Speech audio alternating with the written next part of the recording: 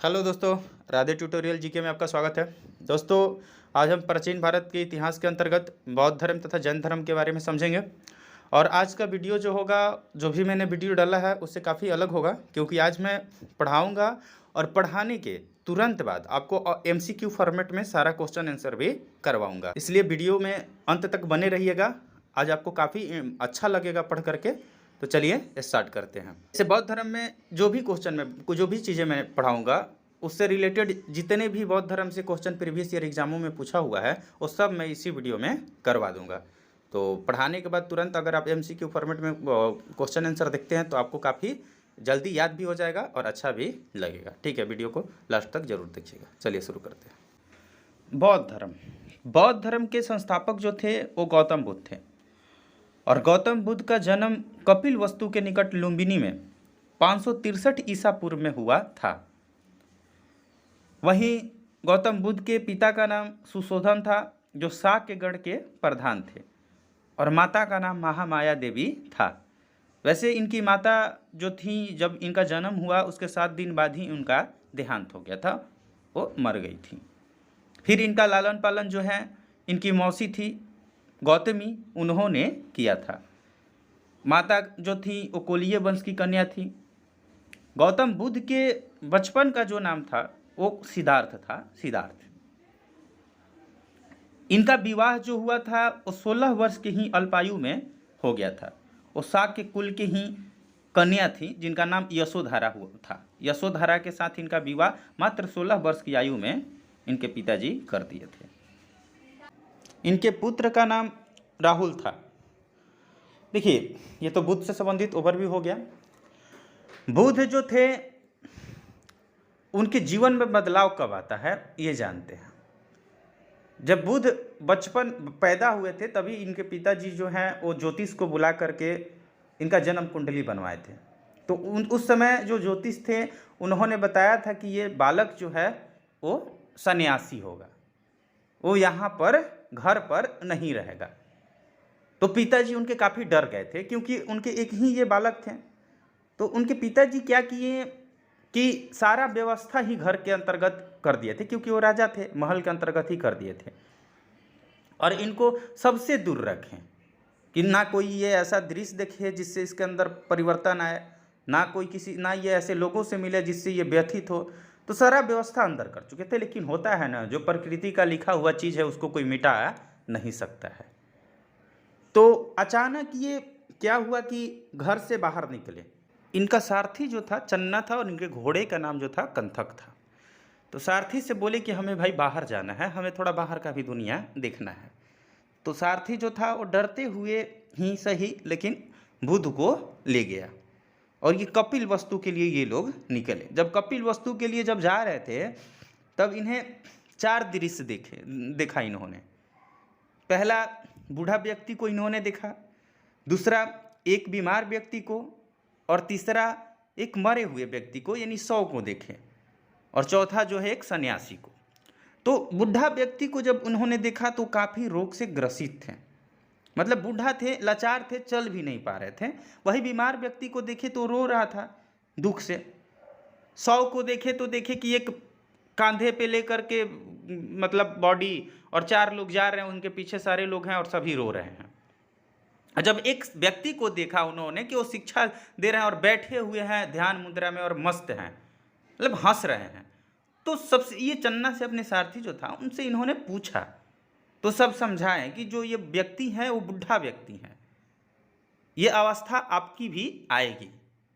और वही जब एक बीमार व्यक्ति को इन्होंने देखा तो पूछा कि ये कौन है, तो उन्होंने बोला कि ये बीमार है, इनके शरीर में पीड़ा है। तो बुद्ध ने पूछा क्या हम लोग को भी ऐसा झेलना पड़ेगा, हमको भी झेलना पड़ेगा? तो उन्होंने बताया ये सबके साथ होता है, अगर शरीर मिला है तो दुख तो आएगा, परिवर्तन होता है इसमें। 100 को देखा तो उन्होंने बोला कि ये अब दुनिया को छोड़ करके जा रहे हैं। तो गौतम बुद्ध ने पूछा कि मतलब हम आए हैं तो यहाँ से जाएंगे भी? तो उन्होंने बोला कि बिल्कुल, ये सत्य है, जो आया है वो जाएगा जरूर। तो इस सभी चीज़ों को मतलब देखते हुए जब वो लास्ट सन्यासी को देखते हैं तो बोले कि ये कौन व्यक्ति है जो इतना खुश है? तो उन्होंने बोला ये सन्यासी हैं। जब इन्होंने पूछा कि सन्यासी क्या होता है, तो समझाए कि सन्यासी ये अपने घर को त्याग दिए हैं, इन्हें संसार में किसी से मतलब नहीं है, इसीलिए ये इतने खुश हैं। इन्हें अच्छा लगा ये चीज़ सुन करके, इन्हें लगा कि चलो कोई तो है इस दुनिया में जो खुश है, तो हम वही काम क्यों नहीं करें जिससे हमको खुशी मिले। फिर ये प्रण ले लिए कि अब हमको भी खुश रहना है, और ये घर को त्याग दिए और अपने बच्चा सोया हुआ था माँ के साथ, सोए हुए पत्नी को रात में ही छोड़ करके निकल चुके थे।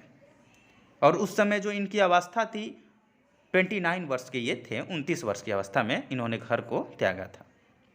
और घर को जो त्यागे उसे बौद्ध धर्म में महाभिनिष कर्मण कहा गया है, महाभिनिष कर्मण। गृह त्याग करने के बाद सिद्धार्थ जो है वो वैशाली के अलार कलाम से सांख्य दर्शन की शिक्षा ग्रहण किए। वैशाली के एक गुरु थे इनके, उनका नाम अलार कलाम था, उनसे सांख्य दर्शन की शिक्षा लिए। सांख्य दर्शन वही जिसके संस्थापक कपिल मुनि थे, वही न्याय का गौतम मुनि थे। तो सांख्य के संस्थापक जो थे कपिल मुनि, और वही उसी चीज़ का ये उसी दर्शन का ये शिक्षा लिए। और अलार कलाम ही गौतम बुद्ध के प्रथम गुरु कहलाए। पूछता है कि गौतम बुद्ध के प्रथम गुरु कौन थे, तो अलार कलाम। और वो कहाँ मिले थे उनसे, तो वैशाली में। ठीक है।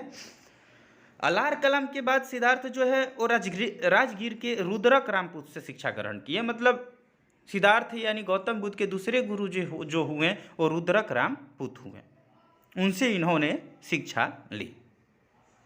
उरुबेला पहुँचे। उरुबेला में सिद्धार्थ को 5 साधक मिले, जिनको इन्होंने प्रथम बार प्रवचन जो होता है वो सुनाए, बताएं।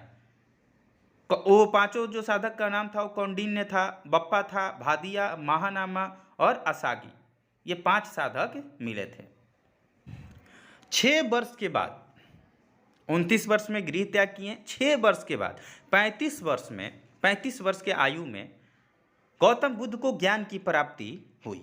और उस दिन वैशाख पूर्णिमा की रात्रि थी।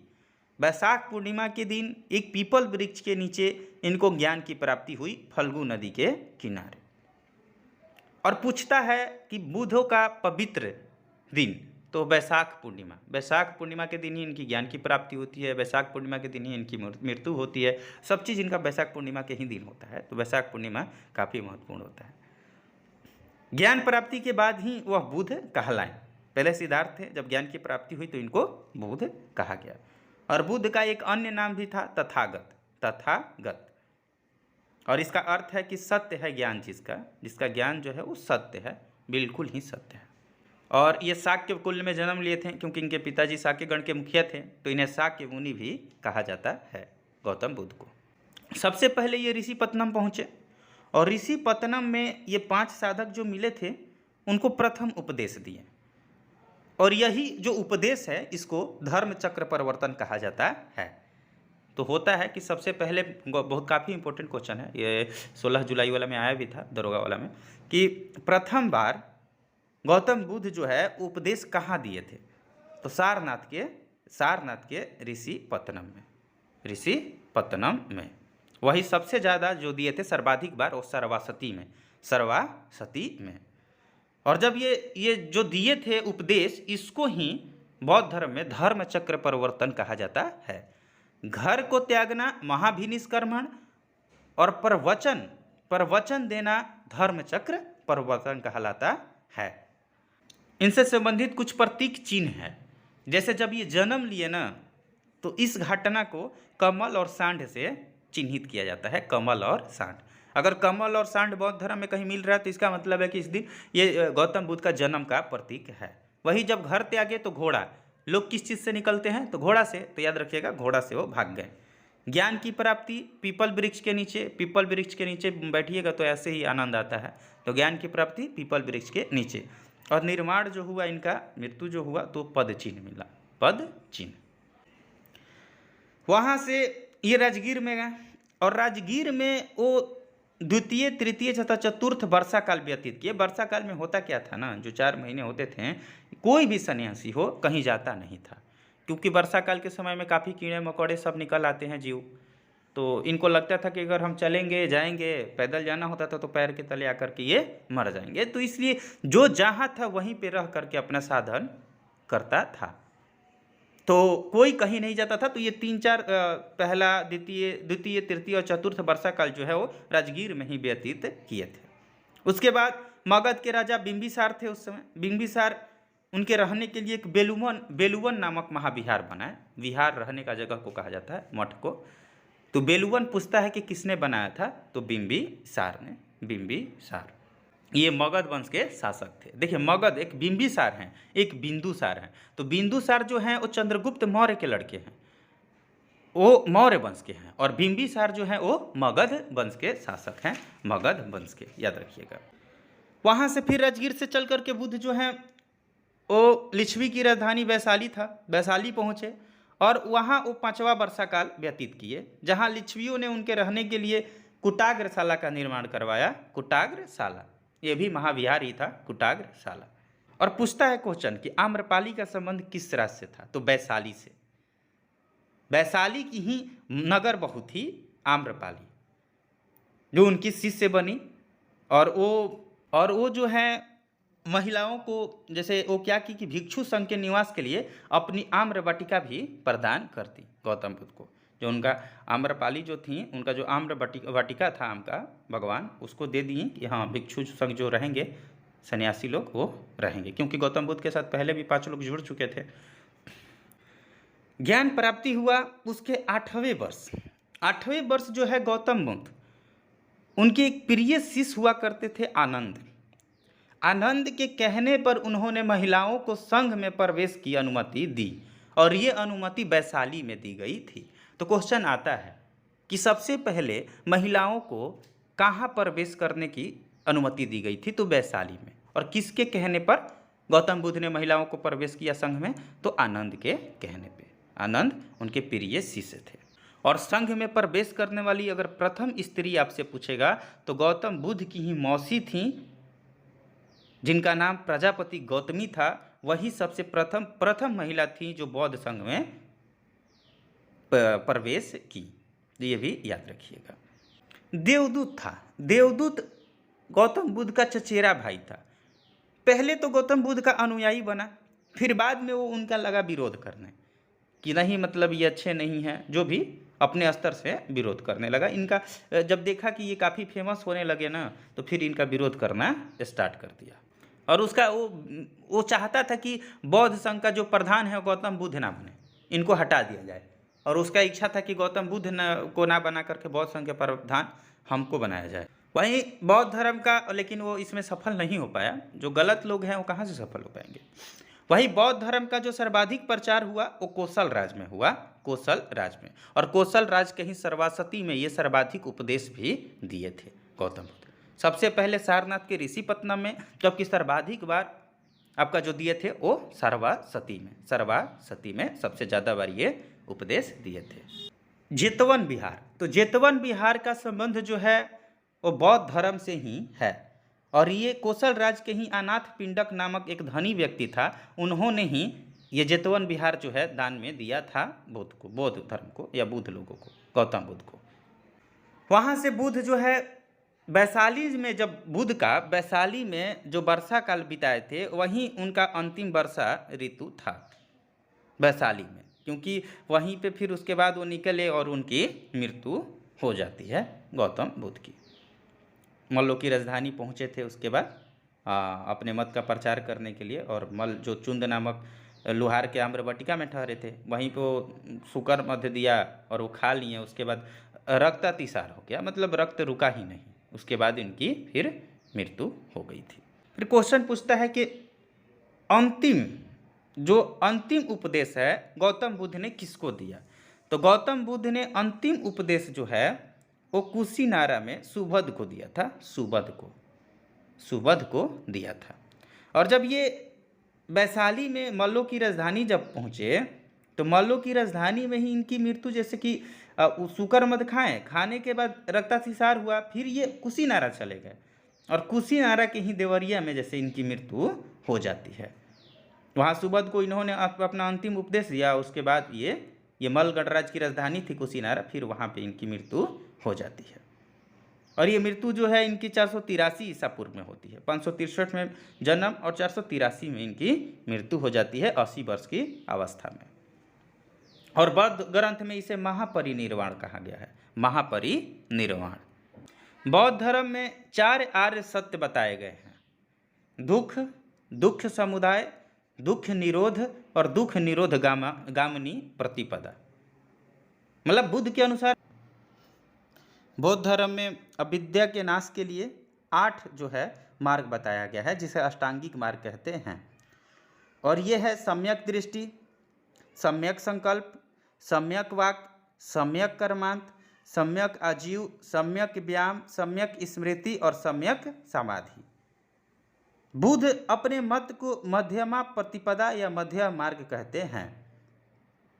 मतलब बुद्ध का जो मार्ग था वो मध्यम मार्ग था, ना ही कठिन था और ना ही आपका ज़्यादा लचीला भी था, ये मध्यम था।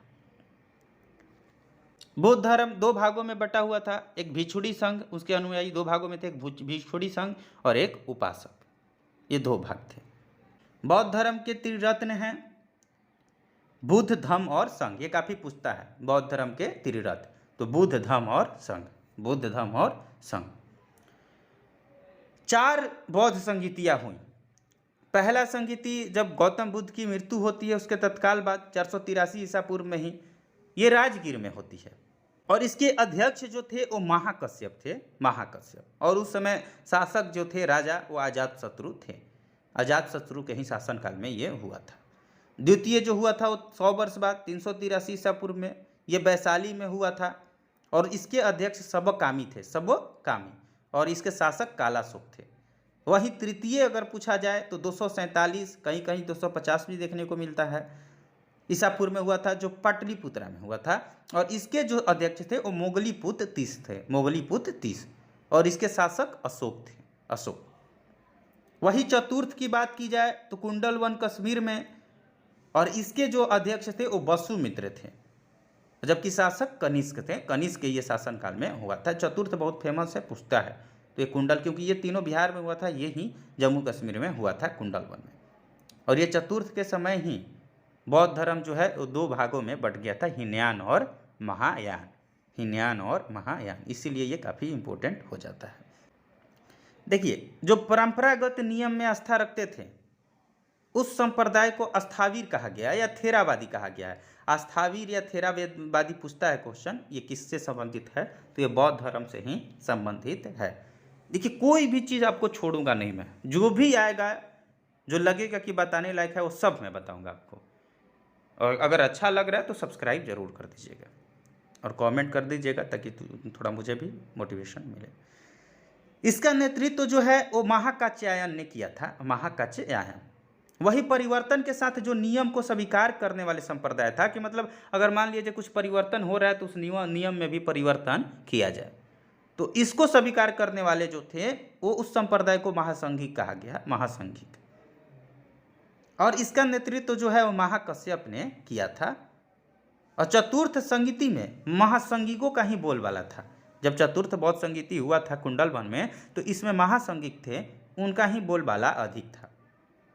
चतुर्थ बौद्ध संगीति इसलिए भी महत्वपूर्ण था कि इस समय बौद्ध के भाषा के रूप में संस्कृत को अपनाया गया, जबकि बौद्ध का भाषा जो मूल रूप में था वो पाली था, पाली, जबकि चतुर्थ बौद्ध संगीति में संस्कृत को अपनाया गया था। तो क्वेश्चन पूछ सकता है, अगर क्वेश्चन को मॉडरेट करना होगा तो पूछ सकता है कि किस बौद्ध संगीति में बौद्धों ने भाषा के रूप में संस्कृत को अपनाया, तो चतुर्थ बौद्ध संगीति में। इसी बौद्ध संगीति के समय 2 संप्रदाय में विभाजित हुआ, हीनयान और महायान, हीनयान और महायान। तो पूछता है क्वेश्चन कि अशोक किस पंथ से थे, तो हीनयान से थे, हीनयान से, क्योंकि कुंडल कनिष्क के आने के बाद ही महायान का महायान इंटर किया बौद्ध धर्म में।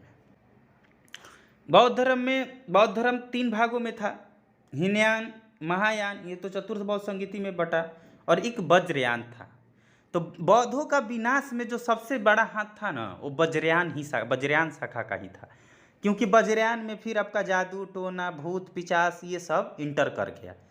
और जब ये सब इंटर किया ना, तो फिर बौद्धों का विनाश होना स्टार्ट हो गया। अगर आपको बर्बाद होना है ना, तो आप भूत पिचास और जादू टोना में विश्वास करना स्टार्ट कीजिए। मैं गारंटी देता हूँ कि आप बर्बाद हो जाइएगा, लिख कर देता हूँ आपको। क्योंकि जैसे ही आप इसके चक्कर में पड़ते हैं ना, फिर इस बाबा के पास, इस मौलवी के पास, इसके पास, उसके पास जाते रहिए, फिर आपका जीवन नरक हो जाता है। तो इन सभी चीज़ों में विश्वास नहीं करना चाहिए। जो होना है वो होकर रहेगा, चाहे आप कुछ भी कर लो। तो इससे बढ़िया है अपने कर्म कीजिए, सही तरीके से कीजिए, शायद कुछ परिवर्तन हो जाए। लेकिन ये कहीं जाने से तो कुछ होने वाला नहीं है। तो वज्रयान जो शाखा था वही था, इसमें भूत पिचास जितने भी थे ये सब इंटर कर गए। बातें हैं साहित्य में। जो बौद्ध साहित्य है उसको त्रिपिटक कहा गया है। त्रिपिटक, त्रिपिटक यह पाली भाषा में इसकी रचना हुई थी। बौद्ध साहित्य जो भी है, या बौद्धों का भाषा भी बोलता है कि गौतम बुद्ध किस भाषा में अपने उपदेश का प्रचार किए थे, तो ये पाली भाषा ही होगा। लेकिन चतुर्थ जब बौद्ध संगीति हुआ तो उस समय संस्कृत को अपनाया गया था। तो बौद्ध साहित्य को त्रिपिटक कहा जाता है। और ये त्रिपिटक जो है वो विनय पिटक हैं, सूत पिटक हैं और अभिधम पिटक है। विनय पिटक पूछता है कि विनय पिटक की रचना किसने की, तो उपाली ने। वही सूत पिटक की रचना आनंद ने की थी। आनंद ने। विनय पिटक में संघ संबंधी जितना भी नियम था, जो संघ के व्यक्ति थे उनके जितना भी नियम था तथा दैनिक जीवन संबंधी आचार विचार था, इन सभी के बारे में क्या विधि है, क्या निषेध है, ये सब इसके बारे में विनय पिटक में आपको देखने को मिलता है। जबकि सूत पिटक में आपके बौद्ध धर्म के सिद्धांत और उपदेश, सिद्धांत और उपदेश जो है आपको सूत पिटक में मिल जाएंगे देखने के लिए। और विनय पिटक में संघ संबंधी नियम, दैनिक मतलब दैनाचार जो भी था, क्या माना था, क्या मतलब कहा गया था करने के लिए, ये विनय पिटक में। वहीं अभिधम्म पिटक में जो है वो बौद्ध धर्म के दार्शनिक सिद्धांत का संग्रह मिलता है। तो ये पूछता है कौन से पिटक में किस चीज़ के बारे में वर्णन मिलता है, ये पूछता है। बौद्ध ग्रंथ हैं कुछ, उसके बारे में जान लेते हैं और उसके रचनाकार। मिलिंद पन्हो, तो मिलिंद पन्हो के जो रचनाकार थे वो नागसेन थे। नागसेन। वही बुद्ध चरित, जिसे सौंदरानंद, सारीपुत्र प्रकरण ये भी नाम दिया जाता है। तो बुद्ध चरित्र, सौंदरानंद और सारीपुत्र प्रकरण जो है, इसकी रचना जो है वो अश्वघोष ने किया था। वही माध्यमिक कारिका का नागार्जुन, जिसे भारत का आइंस्टीन कहा जाता है, शून्यवाद के संस्थापक भी यही हैं, नागार्जुन ही, तो इन्होंने किया था। और अभिधम्म कोश का रचना वसुबंध किए थे, वसुबंधु। क्वेश्चन पूछता है कि जो गौतम बुद्ध का कहीं कहीं देखे होंगे कि भूमि स्पर्श मुद्रा में उनका स्टैचू है, तो ये जो है इसका तात्पर्य क्या है? तो इसका जो तात्पर्य है कि अपने तप की शुचिता और निरंतरता को बनाए रखना। और भूमि स्पर्श की मुद्रा की जो मुद्रा है वो सारनाथ की बुद्ध मूर्ति से संबंधित है। जो सारनाथ में बुद्ध मूर्ति है गुप्त काल से जिसका संबंध है, उससे ये संबंधित है। बौद्धों को पूछता है कि अंतिम संरक्षण किसके काल में प्राप्त हुए थे, तो ये पाल वंश के काल में। पाल वंश के काल में ही बौद्धों को अंतिम संरक्षण दिया गया था। नौ नालंदा महाविहार जो है वो बौद्धों का अध्ययन केंद्र था, जिसको कुमारगुप्त प्रथम ने दान में दिया था बौद्धों को। और ये आधुनिक केंद्र था बौद्ध धर्म के लिए, नौ नालंदा महाविहार। प्राचीन काल में शिक्षा के लिए 3 महत्वपूर्ण केंद्र थे, 3 प्रमुख केंद्र थे बौद्ध शिक्षा के लिए। एक तो नालंदा, दूसरा बल्लभी और तीसरा विक्रमशिला। नालंदा में महायान बौद्ध धर्म की शिक्षा दिया जाता है जब जाता था, वहीं बल्लभी में हीनयान बौद्ध धर्म की शिक्षा दिया जाता था, हीनयान। विक्रमशिला जो विश्वविद्यालय था, इसका स्थापना जो है वो धर्मपाल किए थे। विक्रमशिला ये महाविहार कहा जाता था, विश्वविद्यालय हो गया है। इसका स्थापना जो है वो धर्मपाल किए थे। ये पाल वंश से संबंधित थे। चलिए, बौद्ध धर्म से जितने भी क्वेश्चन बन सकते हैं, चलिए उसको हम देखते हैं। क्वेश्चन बोलने के बाद हम कुछ देर रुकेंगे, आपको अपने मन में आंसर सोच लेना है, उसके बाद हम आंसर बताएंगे। गौतम बुद्ध का जन्म कब हुआ था? तो इसका जो आंसर होगा वो ऑप्शन 1 सही होगा, 563 ईसा पूर्व। बुद्ध के जीवन की किस घटना को महाभिनिष्क्रमण के रूप में जाना जाता है? तो जो इसका आंसर होगा वो ऑप्शन 3 जो होगा वो होगा उनका गृह त्याग। वही महापरिनिर्वाण जो उसको मृत्यु को कहा जाता है। जब उनको ज्ञान की प्राप्ति हुई थी तो उसको निर्वाण कहा जाता है, और जब वो प्रथम उपदेश दिए थे तो उसको धर्म चक्र प्रवर्तन के नाम से जाना जाता है। गौतम बुद्ध की माँ किस वंश से संबंधित थी? तो इसका जो आंसर होगा वो ऑप्शन 4 होगा, कोलीय वंश से। वही उनके पिता शाक्य गण के मुखिया थे। बुद्ध का जन्म हुआ था कहाँ पर? बुद्ध का जो जन्म हुआ था वो आंसर 2 होगा, वो लुम्बिनी में हुआ था, लुम्बिनी में। निम्न में से कौन सा बुद्ध का दूसरा नाम है? तो देखिए, बुद्ध का जो दूसरा नाम जो है वो शाक्य मुनि है और तथागत है, तथागत और शाक्य मुनि। जबकि ये छत्तीसगढ़ पीसीएस का क्वेश्चन है, इसमें आंसर जो है मिहिर बनाया है, जबकि मिहिर, प्रछन्न, पार्थ, गुड़ाकेश ये सब शंकराचार्य का अन्य नाम है। शंकराचार्य को ही प्रछन्न या छिपा हुआ बुद्ध भी कहा जाता है, लेकिन अब छत्तीसगढ़ पीसीएस ने इसको मिहिर बनाया है, तो मिहिर ही याद रखिएगा। देखिए, इसमें दिया है कि इन्हें शाक्य मुनि, तथागत आदि के नाम से जाना जाता है। आदि गुरु शंकराचार्य को प्रछन्न बौद्ध या छिपा हुआ बुद्ध मार्गी कहा जाता था। अतः पार्थ, प्रछन्न, मिहिर, गुड़ाकेश भगवान बुद्ध के अन्य नाम नहीं है। इस प्रकार जो आंसर होना चाहिए ई है, किंतु छत्तीसगढ़ लोक सेवा आयोग ने अपनी प्रारंभिक एवं संशोधित दोनों ही उत्तर पत्रिका में इस प्रश्न का उत्तर बी जारी किया है, तो वही आंसर आपका हो जाएगा बी, मतलब सॉरी प्रछन्न, मिहिर नहीं प्रछन्न। यहाँ 3 दिया है जो गलत है, बी प्रछन्न, जबकि प्रछन्न जो है ये शंकराचार्य को कहा जाता है। चलिए नेक्स्ट क्वेश्चन। निम्नलिखित में से किस राजवंश के अभिलेख से इस परंपरा का समर्थन होता है कि लुम्बिनी शाक्य मुनि बुद्ध का जन्म स्थान था? तो ये जो है मौर्य वंश के राजा अशोक के अभिलेख से ये पता चलता है, अशोक के अभिलेख से, ये नहीं होगा, अशोक के अभिलेख से। चलिए यहाँ समझते हैं। मौर्य वंशीय शासक अशोक के रुमनीदेयी अभिलेख से सूचना मिलती है। रुमनीदेयी अभिलेख जो है उससे यह सूचना मिलती है कि शाक्य मुनि बुद्ध का जन्म जो हुआ था वो लुम्बिनी में हुआ था। इस अभिलेख के अनुसार राज अभिषेक के 20 वर्ष बाद बुद्ध यहाँ आए थे और उसने उस स्थान की पूजा की थी जहाँ शाक्य मुनि बुद्ध का जन्म हुआ था, ठीक ना। अशोक राज अभिषेक के 20 वर्ष बाद अशोक वहाँ गए थे और वो बुद्ध की पूजा किए थे, और वहीं पे ये बात मिलता है कि शाक्य मुनि जो है। नेक्स्ट क्वेश्चन में चलते हैं। महात्मा बुद्ध के संबंध में निम्नलिखित में से कौन सा कथन सही है? तो उनका जन्म कपिलवस्तु में हुआ था, ये सही है। उन्होंने बोध गया में ज्ञान के प्राप्त किया था, ये भी सही है। उन्होंने वैदिक धर्म को अस्वीकार किया था, ये भी सही है, वैदिक धर्म को वो नहीं मानते थे। और उन्होंने आर्य सत्य का प्रचार किया था, ये भी सही है। तो उपर्युक्त जो है वो सभी कथन सही है। इस पर नहीं जाइएगा, ऑप्शन ये 1 2 3 4 चारों सही होगा, क्योंकि जन्म कपिलवस्तु के लुम्बिनी में, ज्ञान बोध गया में, और वैदिक धर्म की अस्वीकार्यता जो था वो किए थे वो, और 4 आर्य सत्य का भी ये प्रचार किए थे। दुख समुदाय, दुख निरोध प्रतिगमा, ये चारों था। नेक्स्ट क्वेश्चन में चलते हैं। बोध गया में महाबोधि मंदिर बनाया गया जहाँ गौतम बुद्ध पैदा हुए थे? नहीं। गौतम बुद्ध को ज्ञान की प्राप्ति हुई थी? हाँ, यही ऑप्शन जो है वो सही होगा। बोध गया में बोधि वृक्ष, बहुत ही इंपॉर्टेंट क्वेश्चन है, ये बीपीएससी में पूछा हुआ क्वेश्चन है। बोध गया में बोधि वृक्ष अपने वंश की किस पीढ़ी का है? तो ये जो है वो अपने वंश का 3रा पीढ़ी के अंतर्गत है, 5वां पीढ़ी के अंतर्गत, सॉरी, ऑप्शन 3 सही होगा, 5वीं पीढ़ी के अंतर्गत है।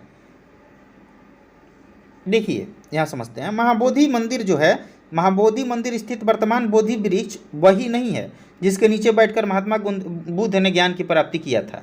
वेनसांग के अनुसार उस मूल वृक्ष को 7वीं शताब्दी में सम्राट शशांक ने नष्ट कर दिया था। एक शशांक था, उसने इसको नष्ट कर दिया था। वर्तमान वृक्ष जिसे हम देख रहे हैं, यह 5वीं पीढ़ी का वृक्ष है जिसे अलेक्जेंडर कनिंघम ने लगवाया था। इसको किसने लगवाया था? तो अलेक्जेंडर कनिंघम ने।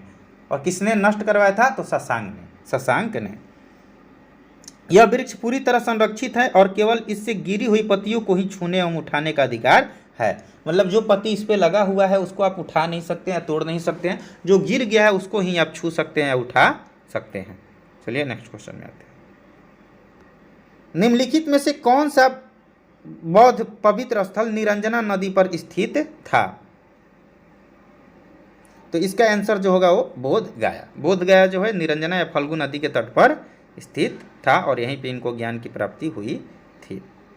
नेक्स्ट क्वेश्चन में आते हैं, बुद्ध के उपदेश किससे संबंधित है? तो जो बुद्ध की उपदेश है वो ऑप्शन नंबर 4 इसका सही होगा, आचरण की शुद्धता और पवित्रता से संबंधित है। आगे चलते हैं,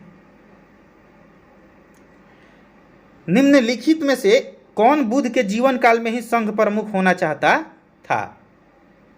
तो ये देवदत्त था।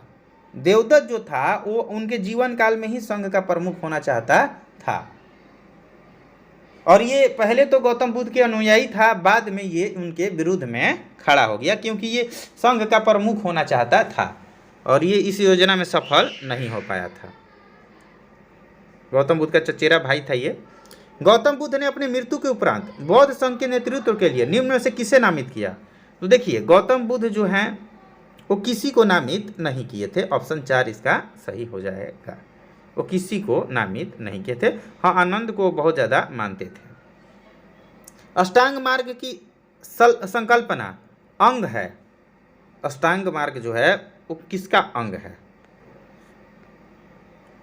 इसका जो आंसर होगा वो ऑप्शन 4 जो है वो सही हो जाएगा। धर्म चक्र परिवर्तन सूत्र की विषय वस्तु का।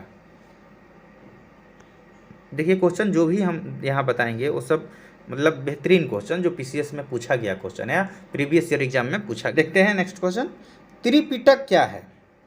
तो इसका आंसर जो होगा वो ऑप्शन 4 सही हो जाएगा, बुद्ध के उपदेशों का संग्रह है। त्रिपिटक है आपका विनय पिटक, सुत्त पिटक और अभिधम पिटक। निम्न में से किस बौद्ध साहित्य में महात्मा बुद्ध के नैतिक एवं सिद्धांत संबंधित प्रवचन संकलित है? इसका जो आंसर होगा वो ऑप्शन 4 सही हो जाएगा। देखिए अभिधम पिटक में उसकी दार्शनिक व्याख्या और वहीं विनय पिटक में कैसे रहा जाता है, ये आचरण संबंधित विधि निषेध, ये जो है विनय पिटक में आपको मिलेगा। नेक्स्ट क्वेश्चन में चलते हैं। पूछता है क्वेश्चन ये, अशोकाराम विहार निम्नलिखित में से किस स्थान पर स्थित था? तो इसका जो आंसर होगा ऑप्शन 2 सही हो जाएगा, पाटलिपुत्रा में। पाटलिपुत्रा में।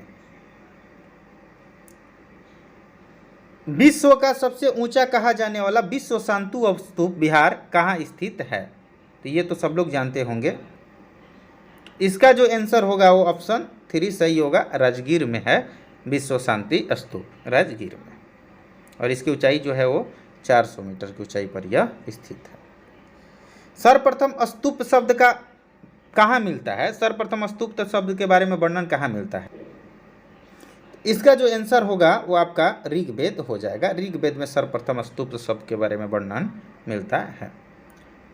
वह स्तूप स्थल जिसका संबंध भगवान बुद्ध के जीवन के किसी घटना से नहीं रहा है, वह कौन सा है? बताइए। तो ये जो है सांची है। सांची का संबंध बुद्ध के किसी भी मतलब कहीं से भी नहीं है। सांची वो गए ही नहीं थे। सारनाथ है, बोध गया है, कुशीनारा में उनकी मृत्यु हुई थी, बोध गया में ज्ञान की प्राप्ति हुई, सारनाथ के ऋषि पतना में उन्होंने सर्वप्रथम उपदेश दिया था। अनात्मवाद सिद्धांत है, मतलब किसमें आत्मा की परिकल्पना नहीं है। तो आत्मा की परिकल्पना जो है वो बौद्ध दर्शन में नहीं है। ये मानते हैं कि इस जन्म से दूसरे जन्म में आप जा सकते हैं, लेकिन आत्मा को ये नहीं मानते हैं, ना ही ईश्वर को ये मानते हैं, जबकि जैन धर्म आत्मा को मानता है। संसार अस्थिर और क्षणिक है, यह किससे संबंधित है? तो इसका जो आंसर होगा 1 सही हो जाएगा, बौद्ध धर्म हो जाएगा। बौद्ध धर्म से यह संबंधित है। निम्नलिखित में से किसे एशिया के ज्योतिपुंज के तौर पर जाना जाता है? तो एशिया के ज्योतिपुंज जो है वो गौतम बुद्ध को कहा जाता है और सर अर्नाल्ड ने इन्हें ये उपाधि दी थी। एडविन अर्नाल्ड ने द लाइट ऑफ एशिया नामक पुस्तक में इनको कहा था। क्षणिकवाद का प्रतिपादन किसने किया था? संसार दुखों से भरा है, संसार ये कष्ट जो है वो मतलब इसके बारे में सब क्षणभंगुर है, ये जो खुशी है क्षणभंगुर है, ये बातें बोले थे बौद्ध धर्म में बुद्ध ने क्षणिकवाद का सिद्धांत दिया था। सर एडविन एनाल्ड ने पुस्तक द लाइट ऑफ एशिया आधारित है किस पर? तो इसका जो आंसर होगा वो ऑप्शन 2 सही हो जाएगा, ललित विस्तार पर। ललित विस्तार पर यह पुस्तक आधारित है। इस पुस्तक का प्रकाशन जो हुआ था वो 1879 में लंदन में किया गया था, याद रखिएगा। बौद्ध धर्म के महायान और हीनयान संप्रदाय में सर्वाधिक मौलिक अंतर कौन सा है? तो हीनयान देवी देवताओं का पूजा नहीं करते थे, जबकि जो महायान था वो देवी देवताओं का पूजा करता था। यही सर्वाधिक अंतर है। गौतम बुद्ध को एक देवता का स्थान किस राजा के युग में प्राप्त हुआ? तो ये कुषाण वंश के राजा कनिष्क के समय में गौतम बुद्ध को देवता का स्थान प्राप्त हुआ। उसी समय मूर्ति पूजा भी स्टार्ट हुआ था। भारत में पहले जिस मानव प्रतिमा को पूजा गया वह कौन था? तो यह बुद्ध की मूर्ति थी, बुद्ध की, याद रखिएगा। नेक्स्ट क्वेश्चन में आते हैं। देश में निम्न में से किसने मूर्ति पूजा की नींव रखी थी? तो ऑप्शन 2 इसका सही हो जाएगा, बौद्ध धर्म ने। बौद्ध धर्म ने गांधार शैली की मूर्ति कला में बुद्ध के सारनाथ में हुए प्रथम धर्मोपदेश से संबंधित प्रवचन मुद्रा का नाम क्या है? तो ये धर्म चक्र है, धर्म चक्र। और प्रथम उपदेश जो दिए थे उसे धर्म चक्र प्रवर्तन भी कहा जाता है। बुद्ध की खड़ी प्रतिमा निम्न में से किस काल में बनाई गई थी? तो बुद्ध की जो खड़ी प्रतिमा है वो कुषाण काल में बनाई गई थी, कुषाण काल में। भगवान बुद्ध की प्रतिमा कभी कभी एक हस्त मुद्रा युक्त दिखाई गई है, जिसे भूमि स्पर्श मुद्रा कहा जाता है। इसका प्रतीक क्या है? तो आंसर इसका बताइए, पढ़ लीजिए।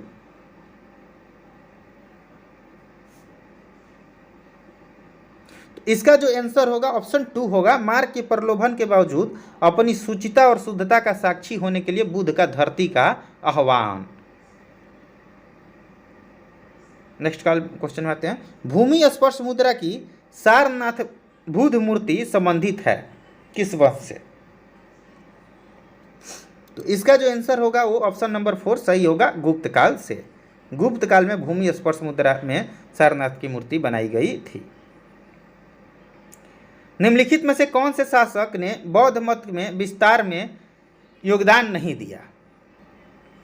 तो देखिए, कनिष्क दिए थे, अशोक के दिए थे, हर्षवर्धन का भी था, पुष्यमित्र शुंग का नहीं था। पुष्यमित्र शुंग का इसमें नहीं था। निम्नलिखित वक्तव्यों पर विचार कीजिए। कुशीनगर मल गणराज्य की राजधानी थी? बिल्कुल थी। महात्मा बुद्ध का महापरिनिर्वाण कुशीनगर में हुआ था? बिल्कुल हुआ था। दोनों सही है, दोनों सही है, ऑप्शन 2। देखिए, ये बताना है कि कौन से सही सुमेलित है। लोथल प्राचीन गोदी क्षेत्र, सारनाथ बुद्ध का प्रथम धर्मोपदेश, ये भी सही है। राजगीर अशोक का सिंह स्तंभ शीर्ष, और नालंदा बौद्ध अधिगम का महान पीठ है। तो इसका जो आंसर हो जाएगा वो एक सही है, प्राचीन गोदी क्षेत्र लोथल में है। सारनाथ बुद्ध का प्रथम धर्मोपदेश है, सही है। और ये राजगीर में नहीं, अशोक का सिंह स्तंभ जो मिला था वो सारनाथ में। इसका आंसर सारनाथ में होगा, तो ये गलत है। और नालंदा ये भी सही है। तो इसका 1, 2 और 4 सही है। ऑप्शन नंबर 3 इसका सही आंसर हो जाएगा, ऑप्शन 3। महायान बौद्ध धर्म में बोधिसत्व अवलोकितेश्वर को और किस नाम से जाना जाता है? सोचिए। तो इसका जो आंसर हो जाएगा वो पद्म पाणी हो जाएगा, पद्म पाणी। चलिए नेक्स्ट क्वेश्चन में आते हैं। भारतीय इतिहास के संदर्भ में निम्नलिखित में से कौन भावी जो संसार की रक्षा हेतु अवतरित होंगे? तो इसका जो आंसर हो जाएगा वो 3, ऑप्शन 3 सही होगा, मैत्रेय। मैत्रेय जो है वो भावी बुद्ध है, मैत्रेय। भारत के धार्मिक इतिहास के संदर्भ में, नेक्स्ट क्वेश्चन में आते हैं, क्वेश्चन नंबर 55। भारत के धार्मिक इतिहास के संदर्भ में निम्नलिखित कथनों पर विचार कीजिए। बोधिसत्व बौद्ध मत के हीनयान संप्रदाय की केंद्रीय संकल्पना है। बोधिसत्व महायान की है। बोधिसत्व अपने प्रबोध के मार्ग पर बढ़ता हुआ करुणामय है। बोधिसत्व समस्त चेतना सचेतन प्राणियों को उनके प्रबोध के मार्ग पर चलने में सहायता करने के लिए स्वयं की निर्वाण की प्राप्ति विलंबित करता है। इसमें से कौन कौन सही है? इसका जो आंसर हो जाएगा ये 2 और 3 दोनों सही है। बोधिसत्व अपने प्रबोध के मार्ग पर बढ़ता हुआ करुणामय है, मतलब अपना प्रबोध के मार्ग पे मतलब अपने आप को मतलब ज्ञान के मार्ग पे बढ़ाते जाइए।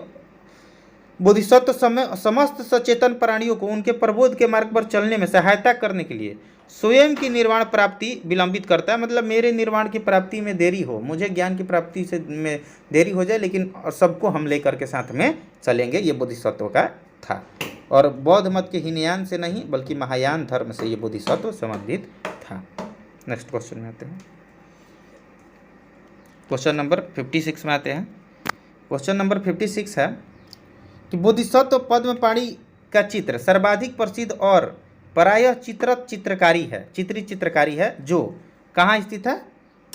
तो इसका आंसर जो हो जाएगा अजंता में स्थित है। नेक्स्ट क्वेश्चन में आते हैं। हीनयान अवस्था का विशालतम एवं सर्वाधिक विकसित शैलकृत चैत्यगिरी कहाँ स्थित है? तो इसका जो आंसर हो जाएगा ऑप्शन 3 कार्ले में है। ये कार्ले कहाँ पड़ता है? तो महाराष्ट्र में। क्वेश्चन नंबर 18 में आते हैं, 58 में। निम्नलिखित में से किस शैलकृत गुफा में 11 सिरों के बोधिसत्व का अंकन मिलता है? आंसर बताइए। इसका जो आंसर होगा वो ऑप्शन 3 सही होगा, कन्हेरी में। 11 सिरों वाला बोधिसत्व का अंकन कन्हेरी गुफा में मिलता है। नेक्स्ट में चलते हैं। प्रथम शताब्दी ईसा में किस भारतीय बौद्ध भिक्षु को चीन भेजा गया था? तो इसका आंसर जो हो जाएगा ऑप्शन 4 सही हो जाएगा, नागार्जुन को। बौद्ध शिक्षा का केंद्र है, तो बौद्ध शिक्षा का केंद्र जो है वो विक्रमशिला, नालंदा और वल्लभी, ये 3 जो हैं वो बौद्ध शिक्षा के महत्वपूर्ण केंद्र थे। नेक्स्ट क्वेश्चन में चलते हैं। नालंदा विश्वविद्यालय के स्थापना का युग है? आंसर बताइए। तो नालंदा विश्वविद्यालय के स्थापना का युग जो है वो गुप्त युग में हुआ था। कुमार गुप्त प्रथम जो हैं इसका स्थापना करवाए थे।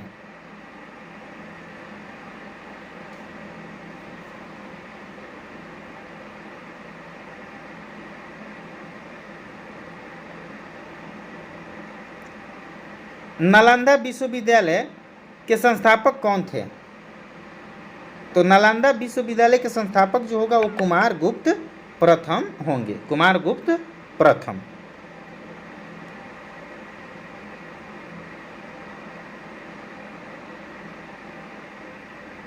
चलिए नेक्स्ट क्वेश्चन में आते हैं।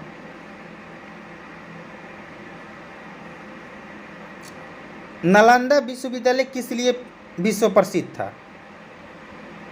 तो इसका आंसर जो होगा 3 सही होगा, बौद्ध धर्म के दर्शन के लिए ये प्रसिद्ध था। क्वेश्चन नंबर 64 में आते हैं।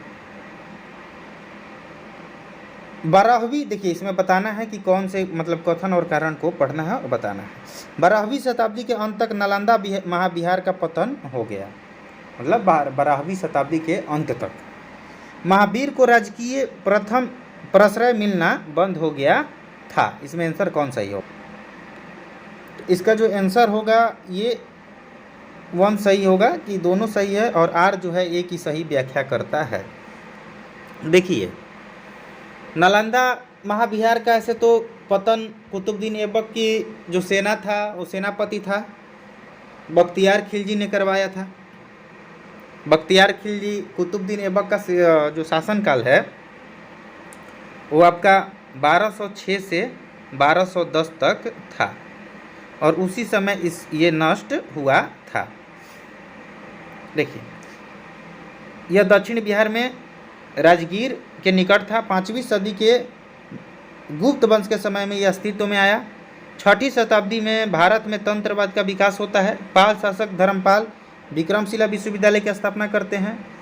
आगे जो है नालंदा उपेक्षित होने लगा विक्रमशिला विश्वविद्यालय के आते ही। उसके बाद 12वीं शताब्दी के अंत तक उसका क्रमिक पतन होता रहा। बाद में बख्तियार खिलजी द्वारा इसे जला करके अंतिम रूप से नष्ट कर दिया गया। और इस तरह नालंदा के पतन में राजकीय प्रश्रय का अभाव भी एक कारण था। ठीक है, राजकीय प्रश्रय उसको नहीं मिला था, इसीलिए ऐसा हुआ। राजकीय प्रश्रय का मतलब कि राजकीय अनुदान इसे नहीं मिला, फिर ये धीरे धीरे पतन होने लगा। फिर क्योंकि जो विक्रमशिला विश्वविद्यालय है वो आ गया था, तो इसी वजह से ऐसा हुआ। नौ नालंदा महाविहार किसके लिए प्रसिद्ध है? तो नौ नालंदा महाविहार जो है वो इसका आंसर हो जाएगा पाली अनुसंधान संस्थान के लिए। निम्नलिखित में से कौन से बौद्ध धर्म और जैन धर्म दोनों में समान रूप से विद्यमान था? ऑप्शन बताइए आंसर इसका।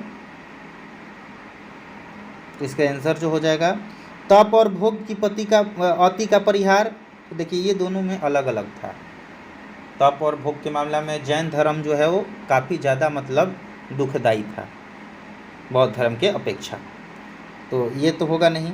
वेद प्रमाण के प्रति अनास्था, तो ये दोनों वेद में अनास्था रखते थे, तो ये सही है। कर्मकांड की फलवत्ता का निषेध, मतलब ये बोलते थे कि कर्म ही प्रधान है, तो ये भी सही है। प्राणियों की हिंसा का निषेध, अहिंसा पे दोनों बल जोड़ देते थे। जैन धर्म जो है वो बहुत ज़्यादा जोड़ देता था, वो अहिंसा से ही ये इस धर्म का निर्माण ही हुआ था। तो 2, 3, 4 इसका आंसर होगा, तो इसका ऑप्शन 2 सही हो जाएगा। 2, 3, 4। नेक्स्ट क्वेश्चन में आते हैं। बौद्ध तथा जैन दोनों ही धर्म विश्वास करते हैं, तो कर्म तथा पुनर्जन्म के सिद्धांत सही है। सही है। मृत्यु के पश्चात ही मोक्ष संभव है, ऐसा कुछ नहीं है। बुद्ध तो कहते थे कि अगर आपकी तृष्णा नष्ट हो जाती है तो आपको इसी जन्म में मोक्ष की प्राप्ति हो जाएगी। स्त्री तथा पुरुष दोनों ही मोक्ष प्राप्त कर सकते हैं। जीवन में मध्यम मार्ग श्रेष्ठ है। गौतम बुद्ध का मानना था कि मध्यम मार्ग, जबकि उनका ये नहीं था। स्त्री तथा पुरुष दोनों ही मोक्ष प्राप्त कर सकते हैं, ये भी एक धर्म में था लेकिन एक धर्म में नहीं था, तो ये भी सही नहीं है। ऑप्शन 1 उसका सही हो जाएगा। बौद्ध दर्शन के अनुसार विचार कीजिए, पुनर्जन्म नहीं होता है, तो बौद्ध धर्म में आत्मा की परिकल्पना नहीं है, ईश्वर की सत्ता नहीं है, लेकिन पुनर्जन्म की परिकल्पना है, तो ये पुनर्जन्म नहीं होता, ये गलत है। आत्मा की सत्ता नहीं है, ये सही है, तो आर जो है वो सही है। आर सही है, ए गलत है, आर सही है। ऑप्शन 4 जो है उसका सही है। 69 नंबर क्वेश्चन में आते हैं। बौद्ध धर्म के विषय में कौन सा कथन सही है? तो उसने वर्ण एवं जाति को अस्वीकार नहीं किया, सही बात है। वर्ण एवं जाति को अस्वीकार नहीं किया बल्कि स्वीकार किया। नेक्स्ट आते हैं। उसने ब्राह्मण वर्ग की सर्वोच्च सामाजिक कोटि को चुनौती दी, हाँ सही में दी थी। और उसने कुछेक शिल्पों को निम्न माना, कुछेक शिल्पों को, इसका जो आंसर हो जाएगा वो तीनों सही हो जाएगा। उसने वर्ण एवं जाति को अस्वीकार नहीं किया, सही बात है, उन्हें सभी वर्ण और जातियों को स्वीकार किया। उसने ब्राह्मण वर्ग की सर्वोच्च सामाजिक कोटि को चुनौती दी थी, ये भी सही है। और उसने कुछ शिल्प जो है उसको निम्न माना था, ये भी सही। बौद्ध धर्म के विस्तार के कारणों में सम्मिलित थे धर्म की सादगी, दलित के लिए विशेष अपील, धर्म की मिशनरी भावना, स्थानीय भाषा का प्रयोग, दार्शनिक द्वारा वैदिक भावना की सुदृढ़ता। इसमें से इनमें कौन कौन सही होगा? इसका जो आंसर होगा वो धर्म की सादगी, ये सही है, इसमें करुणा में ज़्यादा था जीवों के प्रति, ये सबके प्रति। दलित के लिए विशेष अपील, ये भी सही है। धर्म की मिशनरी भावना, ये भी सही है। और स्थानीय भाषा का प्रयोग, स्थानीय भाषा में दिया जाता था, तो ये चारों जो है सही हो जाएगा, जबकि ये गलत है। तो ऑप्शन जो हो जाएगा 3 सही हो जाएगा, 3 और 4 सही। क्वेश्चन नंबर 71 में आते हैं। आरंभिक मध्ययुगीन समय में बौद्ध धर्म का पतन किस या किन कारणों से शुरू हुआ था? ऑप्शन 1 है, उस समय तक बुद्ध विष्णु के अवतार समझे जाने लगे और वैष्णव धर्म का हिस्सा बन गया, ये सही है। अंतिम गुप्त राजा के समय तक आक्रमण करने वाली मध्य एशिया की जनजातियों ने हिंदू धर्म को अपनाया और बौद्धों को सताया। गुप्त वंश के राजाओं ने, नेक्स्ट क्वेश्चन, कि आरंभिक मध्ययुगीन समय में बौद्ध धर्म का पतन किस या किन कारणों से शुरू हुआ? तो उस समय तक बुद्ध विष्णु के अवतार समझे जाने लगे और वैष्णव धर्म का हिस्सा बन गए, सही है। अंतिम गुप्त राजा के समय तक आक्रमण करने वाली मध्य एशिया की जनजातियों ने हिंदू धर्म को अपनाया और बौद्धों को सताया, नहीं, ये गलत है। गुप्त वंश के राजाओं ने बौद्ध धर्म का पुरजोर विरोध किया, ये भी गलत है। तो ऑप्शन जो होगा केवल 1 सही हो जाएगा। नेक्स्ट क्वेश्चन में आते हैं, सुल्तानी युग में बौद्धों की कौन सी शाखा सबसे प्रभावशाली थी? तो सुल्तानी युग में बौद्धों की जो शाखा थी वो वज्रयान सर्वाधिक प्रभावशाली थी, वज्रयान शाखा। आइए कुछ और क्वेश्चन है देख लेते हैं। जातक पवित्र ग्रंथ है किसका? तो इसका जो आंसर हो जाएगा वो सी सही हो जाएगा, बौद्धों का। बौद्धों का पवित्र ग्रंथ जो है वो जातक है। बौद्ध धर्म के प्रचार प्रसार के लिए कौन सी भाषा प्रयोग की गई थी? तो इसका जो आंसर हो जाएगा ऑप्शन सी सही हो जाएगा, पाली। पाली भाषा में बौद्ध धर्म का प्रचार प्रसार किया गया था। नेक्स्ट क्वेश्चन है, बुद्ध के उपदेशों का संग्रह है कहाँ? तो ये आपके सूत पिटक में, सूत पिटक में आपके बुद्ध के उपदेशों का संग्रह देखने को मिलेगा। नेक्स्ट क्वेश्चन है, बौद्ध शिक्षा का वर्णन निम्न में से किसमें है? तो बौद्ध शिक्षा का जो वर्णन है वो आपको त्रिरत्न में देखने को, त्रिपिटक में देखने को मिलेगा। त्रिपिटक में, त्रिपिटक, सूत पिटक, विनय पिटक और अभिधम पिटक में ये चीज़ देखने को मिलेगा। क्वेश्चन देखते हैं, बुद्ध के उपदेशों का संग्रह कहाँ है? तो ऑप्शन जो हो जाएगा इसका बी सही हो जाएगा, सूत पिटक में, सूत पिटक में। नेक्स्ट क्वेश्चन में आते हैं, बौद्ध शिक्षा का वर्णन निम्नलिखित में से किसमें है? तो बौद्ध शिक्षा का वर्णन जो है वो त्रिपिटक में मिलता है, त्रिपिटक में। नेक्स्ट क्वेश्चन में चलते हैं,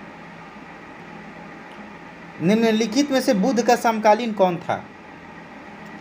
तो इसका जो आंसर हो जाएगा वो बी हो जाएगा, कन्फ्यूशियस जो थे वो बुद्ध के समकालीन थे, कन्फ्यूशियस। नेक्स्ट क्वेश्चन है, गौतम बुद्ध द्वारा भिक्षुणी संघ की स्थापना कहाँ की गई थी? तो भिक्षुणी संघ की स्थापना वैशाली में की गई थी आनंद के कहने पर। चलिए नेक्स्ट क्वेश्चन में चलते हैं, सांची किसकी कला और मूर्ति कला का निरूपण करता है? बताइए। तो इसका आंसर जो हो जाएगा ऑप्शन बी, बौद्ध धर्म, बौद्ध की। नेक्स्ट चलते हैं, बुद्ध के उपदेशों का मुख्य संबंध था।